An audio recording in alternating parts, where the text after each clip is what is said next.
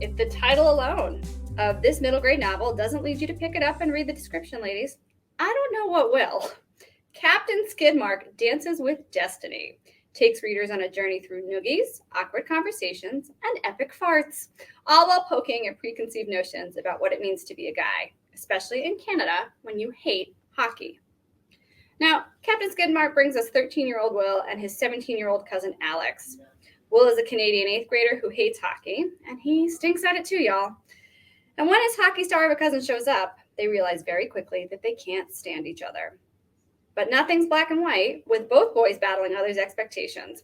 And Will and Alex do indeed find common ground in a funny, nuanced, and fast-paced novel that ultimately asks readers to ponder what makes a family and what makes a man. All right, so what did you guys think of Will and Alex?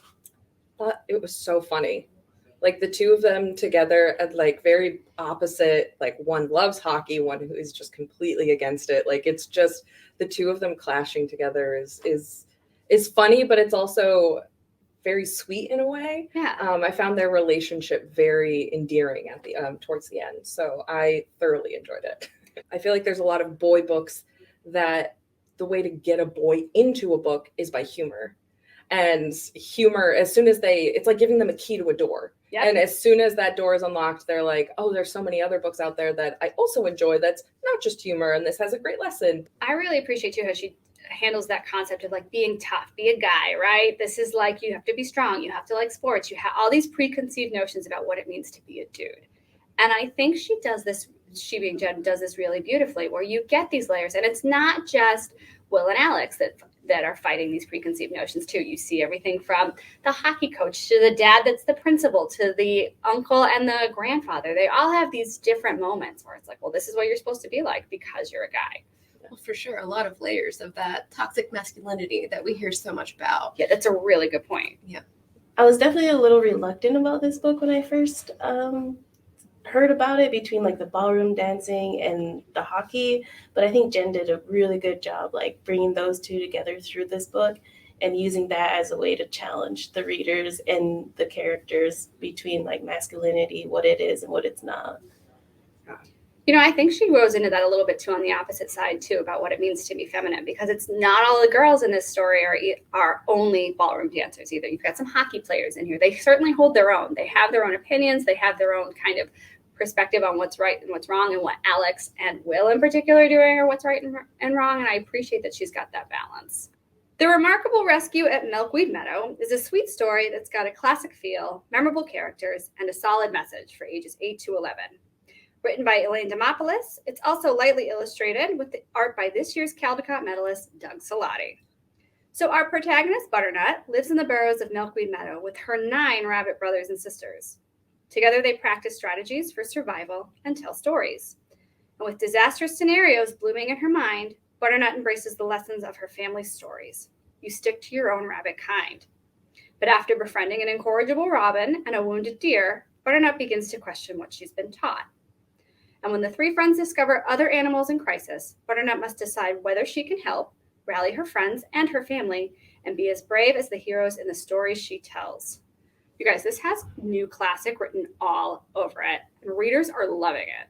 Yeah, totally. This is, immediately reading this, I felt it stood up against some of the classics I read as a kid, and I could easily see this being on those shelves. We had an early reviewer actually say this is going to be today's version of Charlotte's Web, and we will take that praise and comparison to Evie White any day of the week. You know, reviewers are loving this too.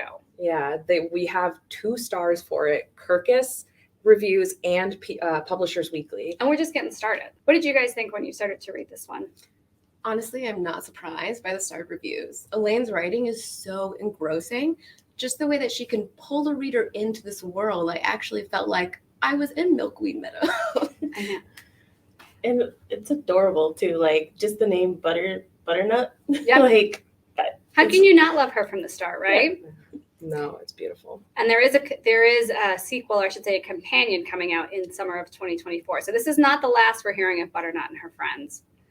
You know, this is one of those stories too where it's simple enough, depending on what your readership is like, that it's technically middle grade, but it could grace your chapter book shelves flawlessly too. It's sweet, it's clean, it's got, themes of friendship and community, and it's charming. It's just, I think that's the word I like, is it's charming.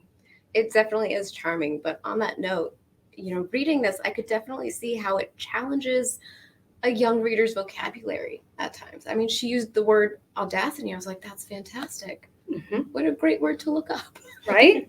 I think fans of The Tale of Despero and Clarice the Brave, this is totally up their alley. There are a ton of really great ELA hooks to this one too. This is a really great opportunity to talk about kind of storytelling and what makes a good storyteller and what makes an engrossing story. We talk a lot about at like this middle grade level in particular, where you are an independent reader, you are making your own choices, but we also want narrators that have autonomy. And I think Butternut is having that kind of almost crisis of faith. This is how I was raised, this is what I was taught, but this is what I feel is right. And I really love that struggle, and you see it so clearly and beautifully with how Elaine writes. Hello, everyone. My name is Julie Bliven, and I'm here with the creators of The Remarkable Rescue at Milkweed Meadow, author Elaine Demopoulos and illustrator Doug Salati. I'm an editor here at Charlesbridge. Elaine, you're joining us today from Massachusetts. Elaine is the author of the recent middle grade novel, Turn the Tide. She's also the author of a YA novel, Material Girl. Elaine has served as the Associates of the Boston Public Library Writer in Residence and has taught at Simmons University and Grub Street. And we also have Doug here today. He is the illustrator of several books for children, including Lawrence in the Fall. Doug is also the illustrator of this year's Caldecott winner, Hot Dog, author-illustrator. And he's joining us today from New York. He has studied at the School of Visual Arts and has also been a Sendak Fellow. And so without further ado, Elaine, I would love for you to tell us what exactly your book is about. Right, so The Remarkable Rescue at Milkweed Meadow is a middle grade animal adventure story. It's about a colony of rabbits with a strong storytelling tradition, and also a belief that rabbits are superior to other species. So the story is actually about a young rabbit named Butternut who must sort of push back against her family's strict rules and beliefs, first in order to make friends with other meadow creatures, and then ultimately to organize a daring rescue of creatures in need. So ultimately, the novel celebrates compassion and courage and doing the right thing. And it is certainly a celebration of stories and how stories are so important and they can change our lives. In terms of who it's for, I think it's for anyone who loves stories, like young or old. And I wrote this story intending that it could be a read aloud, either between parent and child or a read aloud in a classroom. If you're a teacher that maybe has read Charlotte's Web for many years and you're looking for a new book to slot in, I think The Remarkable Rescue at Milkweed Meadow could be a choice. Doug, I love seeing you nodding throughout, animal stories, that's for me. I would love to hear a little bit about why this story made you want to illustrate it and bring it to life, and a little bit about your experience, maybe, the difference between illustrating emergent middle grade book compared to a picture book.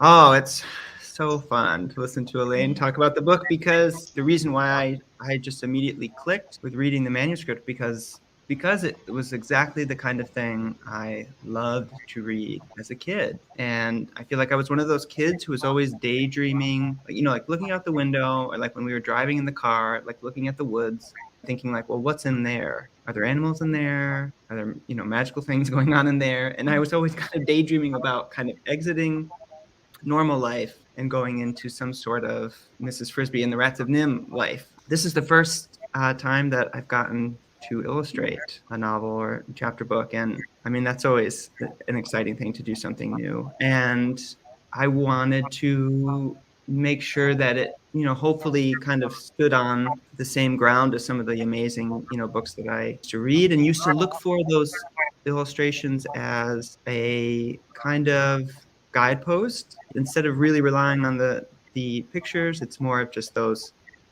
points of light that you hit along the way to expand, the world that you're imagining.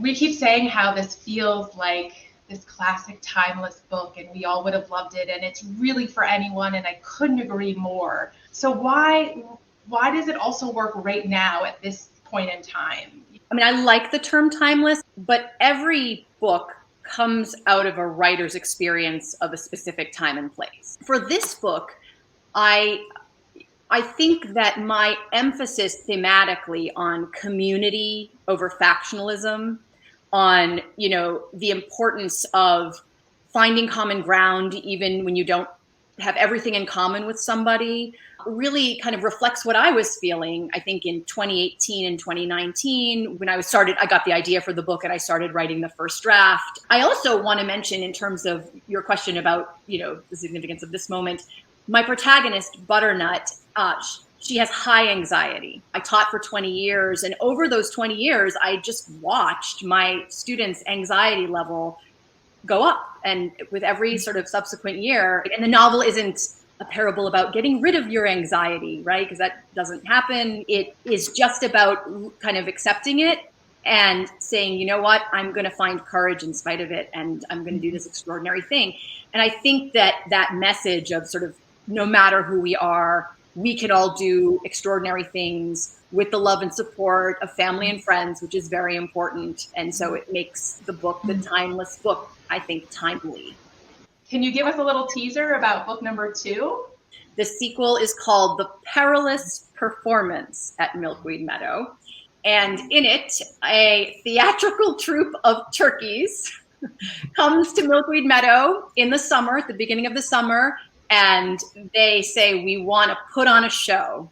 We want to involve the entire meadow in a giant kind of spectacular musical production.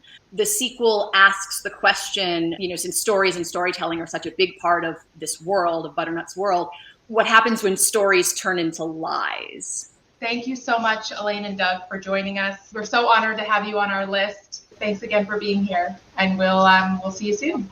Monster vs. Boy is a moving middle grade novel about unlikely friendship and facing our fears, or our monsters, perfect for fans of Wendy Moss and Rebecca Stead. Now on the edge of town, a boy named Dawes lives with his sister and their uncle-turned-adoptive father, Pop. No one in their ramshackle house knows that a monster, who is smaller than a bear cub, lives in Dawes' bedroom closet, and she calls herself Mim. When a series of events forces Mim to leave her closet, she sets out on a quest to unlock the magic of books. But will Dawes be willing to help her? Story of a monster who desperately wants to be seen and the reluctant boy who wishes he weren't the only one who could. This exploration of found family, fear, and mental health, and intergenerational trauma begs the question, what if the monsters that haunt us aren't monsters at all? All right, y'all. I have to say, when we were first pitched Monster vs. Boy for acquisition, I had my doubts. Could we responsibly and effectively offer a middle grade release that follows the story of a child whose parents has mental health struggles and ultimately gives them voice to the feelings and concerns that a child in that position may experience? That's a lot right there, and we're going to do it for middle grade readers. What do you think? Did we accomplish this? Okay, so as a person with a social work background, I was immediately excited when I saw that we were going to come out with this book. Especially for younger kids and preteens, it's easier to talk about something that's bothering you when it's projected outward and externally. And that's what this main character does when he talks about the monster in the room. So this book, I mean, not only is it a great tool for starting those conversations and reducing isolation of mental health issues, but also a great tool for complex discussions and introducing self-compassion. You know, Rachel, I love what you're saying about kind of being able to identify with the narrator here and being able to normalize that conversation. And I really love the way that author Karen Crossing gives us 2 points of view here, because this is told in alternating chapters, first from Dawes' perspective and then from Mim. So you get the boy and the monster. And so you get 2 different approaches to this same conversation about mental health and normalizing, kind of being able to figure out what you're feeling about it. And I think it's really nice that it's focusing in on parental mental health. Absolutely. This addresses generational trauma so well. I mean, the way this main character is dealing with his mom's mental health issues and how it's also impacting him, it's very powerful. Yeah. And age appropriate. This is ages 10 and up. Titles that have previously tried to talk about mental health in the trade space for kids, you get a lot of the professional vocabulary, for lack of a better word. And this totally makes it conversational and approachable, I think. One of the most exciting sentences I get to utter in 2023. Releasing this fall is Mascot, a middle grade novel in verse from powerhouses Tracy Sorrell and Charles Waters. Now in Rye, Virginia, just outside DC, people work hard, kids go to school, and football is big on Friday nights. Attending school in Rye means being a Rye Brave, complete with the hey-ya chants and tomahawk chops at the football field and in the gym.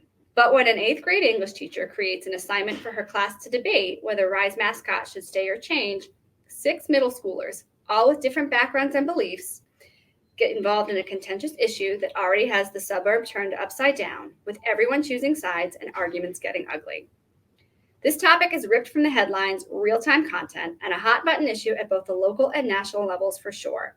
And over the course of the school year, 6 8th graders come to new understandings about identity, tradition, and what it means to stand up for real change. When I first learned that we were going to be publishing Mascot, I kind of squealed a little bit because like it just hits so many points that a lot of us are missing. Like we don't realize that what we see as tradition is racism for somebody else. And this book handles that wonderfully. Like that line between tradition and like what should not be. It's a heavy hitting topic, but I think it's necessary because ignorance is not protection. And you know what's great is not everything is crystal clear, right? It's not cut and dry. Who's right? Who's wrong? What side should you be on? And you see a lot of this through the poetry, through the novel's verse and the different narrations of kind of this, their own self-discovery on this. I love that also Charles and Tracy have also wrote it novel in verse format. I think that just, it opens it up so much for even readers who are like going to look at it and probably think like, I don't really want to read a whole book like this, but like when you read novel in verse, it just makes it flows very nicely from like between the point of views and the issues.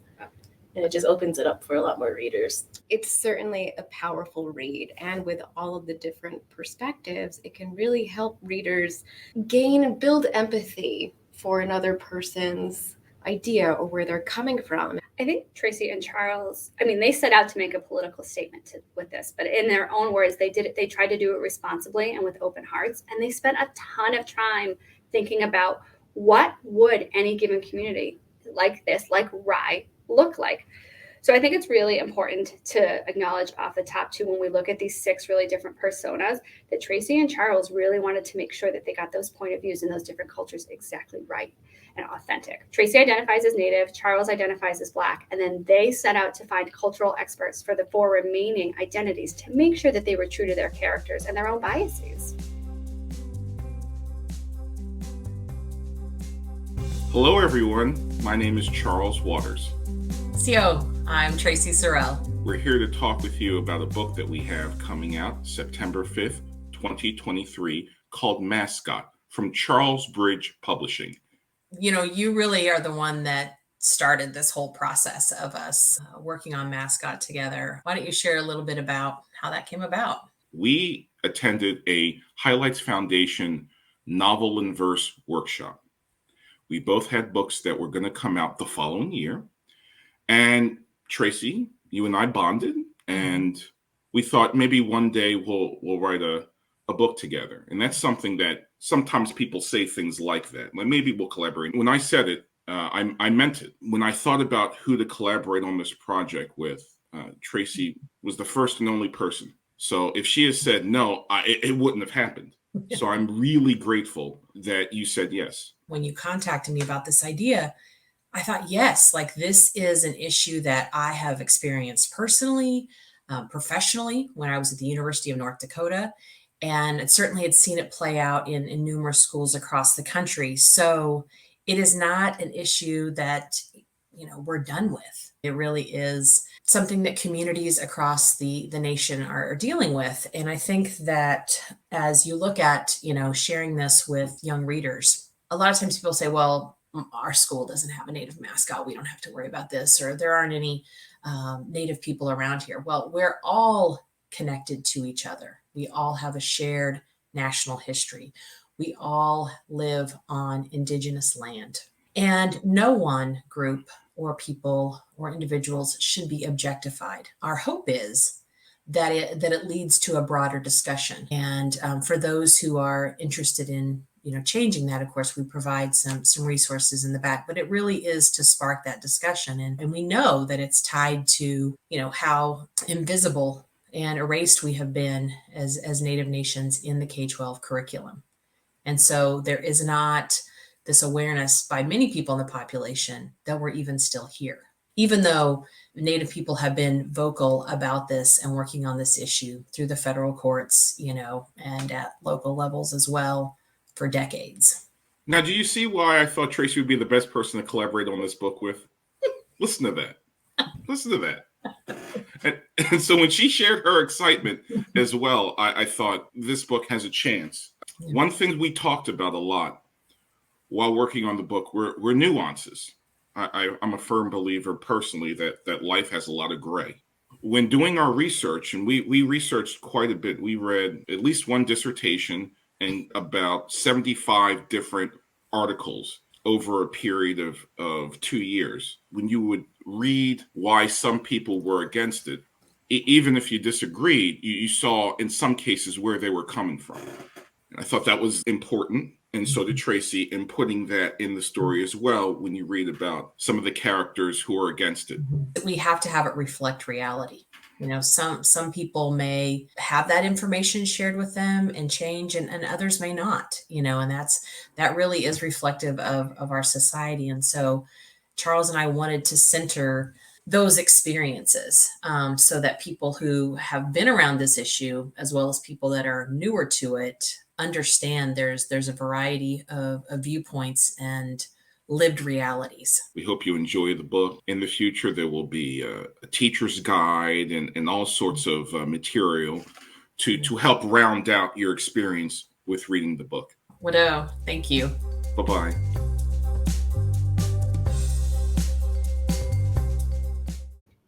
Written by Seibert honoree and YALSA Excellence in Nonfiction finalist Mr. Lynn Curley, The Other Pandemic is a searing, photo-illustrated historical memoir from the LGBTQIA+ frontlines of the AIDS epidemic of the 1980s and 1990s. Before the current global health crisis with COVID, there was another virus that was emerging and mysterious and quickly claiming lives. With honesty and heart, Curley tells the stories of the many friends and loved ones that he lost to the disease, including his own life partner. This personal and expertly researched volume is organized by chapters that are populated with personal experiences, chronologies of events, photos, and sidebars that provide additional details about key events, people, and discoveries. It also includes 16 pages of full-color art and images that are meant as tributes to those lost. In Lynn's own words, quote, "The AIDS horror was perhaps the central trauma of my life, but I survived and had the privilege to grow old. Hundreds of thousands of others did not." There is so much to unfold and kind of unpack here. I know Lynn's work is deeply personal and moving, with a work that is a stark and strong reminder of how history speaks to the present. And this is a window to the past that's meant as a valuable tool for understanding our current cultural landscape. What did you all think? What a potent read. I mean, having Curley's inside look at what happened is so necessary because this is something that really shouldn't be forgotten.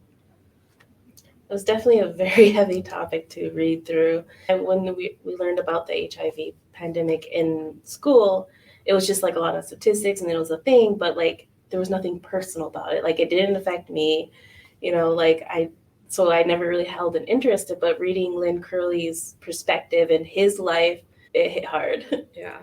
It doesn't read like a textbook. I think that's like a very important thing to know is that it is very personal. It's very like firsthand account. It's really honest too. That's the word I kept coming back to. And I love the way Lynn has kind of shaped the book where you get his personal narrative as somebody living in the day-to-day existence. And then you find out these pieces, how long it took politicians to actually acknowledge that the AIDS crisis was happening, that it was an epidemic and a pandemic, how long it took research to actually come up with viable drugs, how long it took the medical community to actually get involved in terms of the current pandemic. It's eerie. It's eerie for sure, kind of how much we haven't learned and how much we've already forgotten. Oh yeah, I was shocked reading this when it said that it took 15 years to find an effective treatment. And if you compare that with COVID, I mean, it really sheds light on how discriminated this community was. Mm-hmm.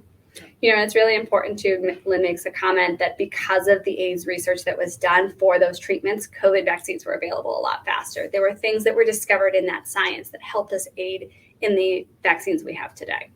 You know, LGBTQ plus rights are in the news daily, and this community's access to healthcare continues to be threatened today. And I think that's one of the themes that Lynn just effectively communicates and implores the reader to make sure is on their radar too. I was also shocked that this is kind of the first of its kind. We've seen recent titles like a Love Story and We Are Lost and Found that offers teens a fictional look at the AIDS epidemic, but there's nothing nonfiction about this particular moment. And Lynn just does that so well. I think I speak for all of us when we say we are so excited to welcome Rhiannon Wild back to the list, especially after the warm reception her inaugural release, Henry Hamlet's Heart, received this past fall. With the same skillful storytelling we experience with Henry Hamlet, Where You Left Us offers up a coming-of-age novel that follows two sisters navigating mental health and relationships as they uncover their family's mysterious past. Cinnamon and Scarlet are the Prince sisters, the youngest generation of the Mad Princes who earned their reputation in their seaside town when their great-aunt Sadie went missing without a trace decades ago. Even with a shared history, the sisters can't stand each other. And while Scarlet has been away at school, Cinnamon has stayed to work and take care of their rock star father after his latest mental health struggles. But now Cinnamon and Scarlet are back under the same roof for the holidays, and things are heating up. As each piece of the prince's family's puzzle comes to the forefront, Cinnamon and Scarlet are forced to reckon with demons both personal and inherited, and find a way through what feels right to each of them in their own way. Okay, what do we think? I am a big fan of anything that has like relationships, like dynamics like that with sisters. Oh, she gets the sisters spot on too. They're two totally different personalities. And Rhiannon just has this talent for getting the depth and nuances of her characters just right. You know, there's not just one side to this particular battle with Cinnamon and Scarlet. They each have their flaws. They each know which buttons to push, and they're just so good at provoking. I like how it portrays mental health and not just the depression, anxiety, fear. It shows like depression can be anger, and depression can be, you know, bottling it up and just, you know, dealing with that pressure. So I love how the two sisters portray different sides of it, of the mental health struggle. And I really admire the way Rhiannon tackles the exploration of sexual identity, and especially in Cinnamon's case where she's embracing her identity of being bisexual, a character who is struggling with mental health but also figuring out who she is going to relate with a lot of readers. I think it's worth mentioning too, this is not a clean read. You know, there's a lot going on here, language, sexuality, any kind of sexual content, but I think Rhiannon just has this truth to it. You know, it's not gritty, it's realistic, and I also think it's approachable. So I really appreciated too that the book includes resources to help, but also in Rhiannon's author's note, when she says, I've done my best to carefully and respectfully represent a person navigating anxiety, depression, or OCD based on my specific set of experiences, rather than try or presume to speak for everyone. If you found a little piece of yourself in these pages, I hope you feel from afar loved and seen. I hope you know that you deserve to ask for and get whatever help you need, and I hope you do. And I hope whatever better looks like for you, you feel a flash of it today, or tomorrow, or soon.